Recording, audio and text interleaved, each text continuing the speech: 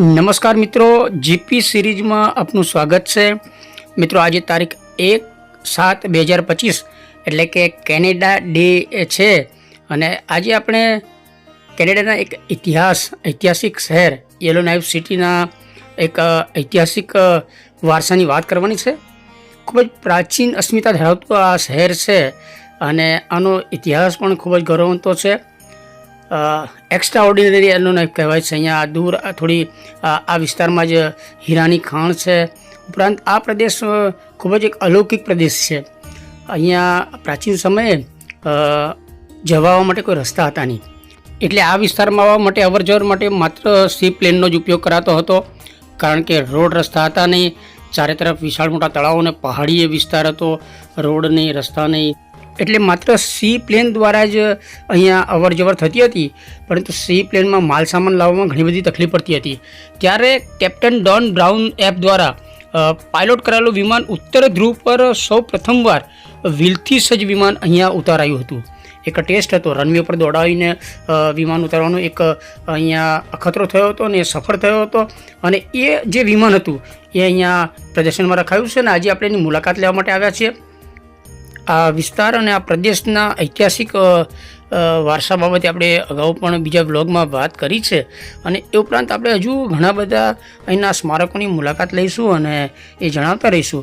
અત્યારે આપણે એક 100 વર્ષ પહેલાં જે ઉત્તર ધ્રુવ પર જે પ્રથમ ઉતરાણ કરનાર વ્હીલસજ વિમાન હતું એ અહીંયા પ્રદર્શનમાં રખાયું છે, એની મુલાકાત લેવાની છે।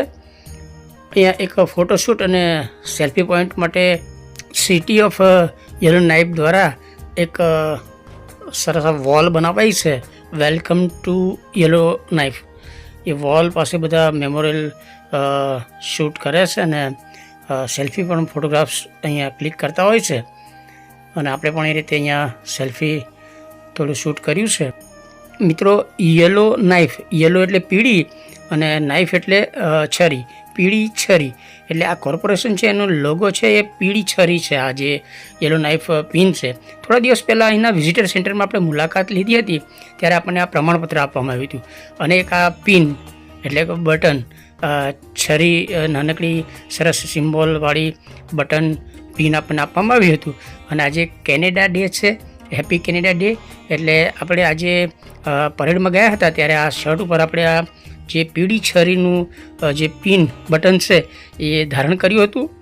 અને અહીંયાથી આગળ હવે આપણે જુઓ એક ઊંચા ખડક એક રોક છે, એની પર આ 100 વર્ષ સૈકા જૂનું એક ઓરિજિનલ વિમાન અહીંયા પ્રદર્શનમાં રાખ્યું છે। આ એ વિમાન છે જેણે બરફ વર્ષા, કુદરતી પ્રતિકૂળ આબોહવા અને એ બધા વચ્ચે પણ ઝીંક ઝીલી અને આ વિસ્તારના નાગરિકો માટે વિવિધ સુવિધાઓ પૂરી પાડી હતી।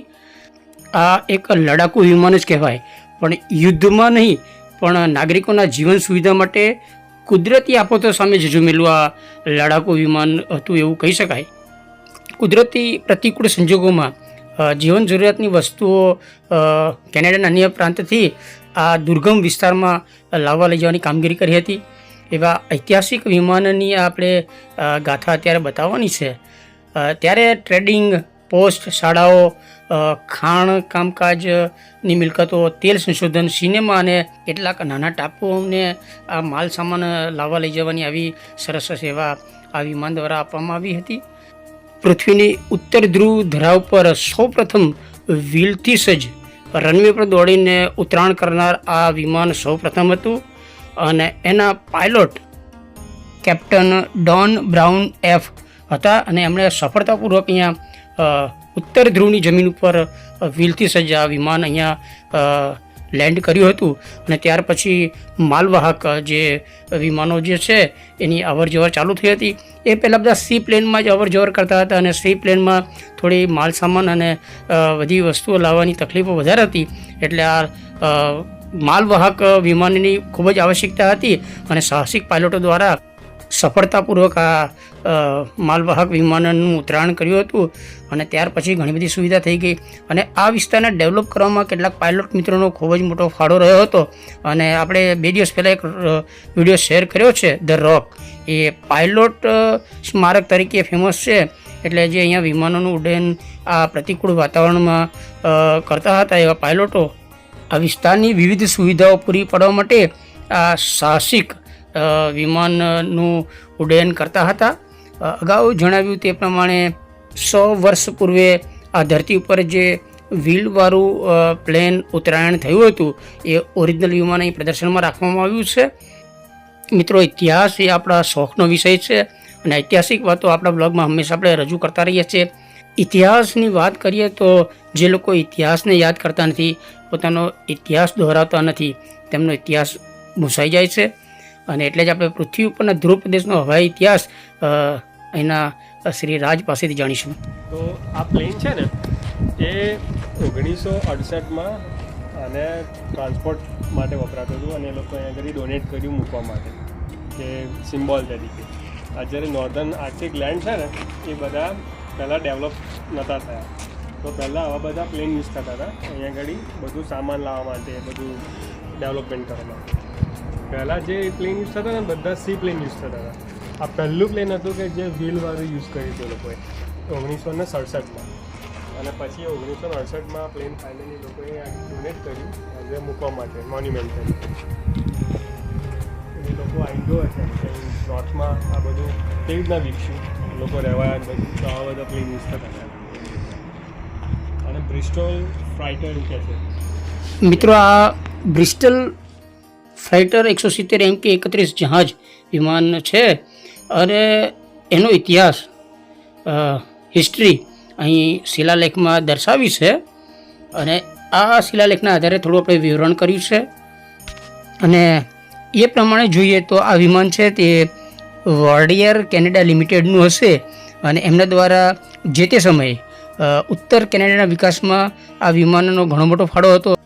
અને એટલે જ આ સેવા નિવૃત્ત પછી આ વિમાન અહીંયા સ્મારક તરીકે એ કંપની દ્વારા દાનમાં આપવામાં આવ્યું હતું.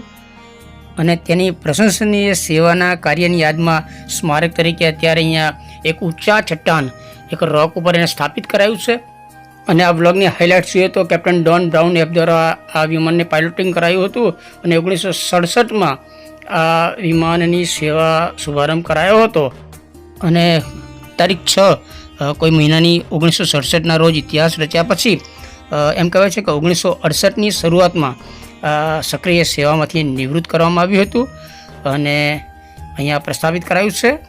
આ વિમાન વોર્ડિયર કેનેડા લિમિટેડ દ્વારા સ્મૃતિ ભેટ તરીકે દાનમાં આપ્યાનું અહીંયા પેલા શિલાલેખમાં વિવરણ કરેલું છે અને સ્મારક તરીકે આ વિમાન એ રખાયું છે.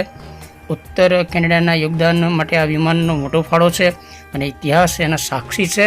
એટલે આ બરફ વર્ષા વાવાઝોડા સામે વિષમ પરિસ્થિતિમાં પણ જીક ઝીલી અને આ વિમાને જીવન સુવિધા માટે કુદરતી આફતો સામે ઝઝૂમી અને સેવા આપી એનો વિડીયો આપણે શેર કરીએ છીએ. આ સાથે આ વિસ્તારના ડેવલપ માટે જે પાયલોટ મિત્રોએ કામગીરી કરી હતી એનો ધ રોક એક ખડક છે, ત્યાં પાયલોટ સ્મારક છે, એનો પણ આપણે વિડીયો શેર કરેલો છે. તો આ ધ રોક વિડીયો એ પણ જરૂર જોજો.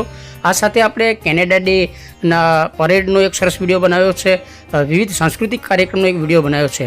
તો આ બધા કેનેડાના વિડીયો જોતા રહેજો અને જીપી સિરીઝ ચેનલ સબસ્ક્રાઈબ કરો. જય હિન્દ, વંદે ગુજરાત.